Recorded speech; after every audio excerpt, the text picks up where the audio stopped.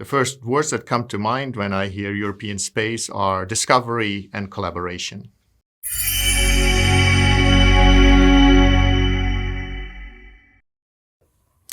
I studied astronomy in Groningen, and during my PhD research, I got involved in a technique called weak gravitational lensing, which at the time few people believed was possible.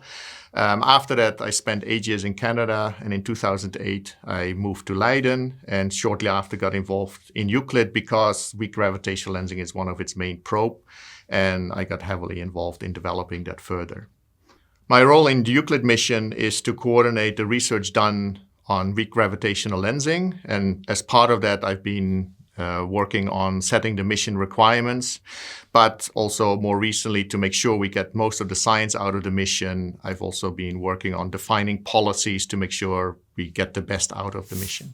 Euclid can reveal the dark side of the universe by using the fact that space-time is distorted by matter. It's like looking at the bottom of a swimming pool. By knowing that the shapes of the tiles are square, you can reconstruct the image that you see and figure out what the surface of the water was. In our case, we're using the shapes of galaxies, the distortions in them, to map out where the dark matter is. So this way we can make the invisible visible.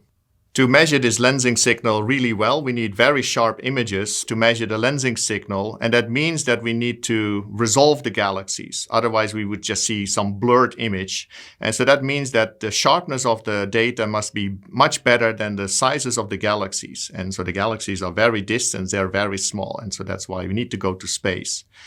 And to give a sense of the difficulty of the problem, imagine a big ball with a radius of 1 meter. In the case of Euclid, we're trying to measure changes in that shape, basically changes in the surface of roughly 1 millimeter. To assess the quality of the data, we first look at how sharp the images of stars are, because they provide a very direct way of the telescope optics. But for Euclid, that is not enough, because we also want that these images are very stable over time. So we also monitor how the sharpness changes over time.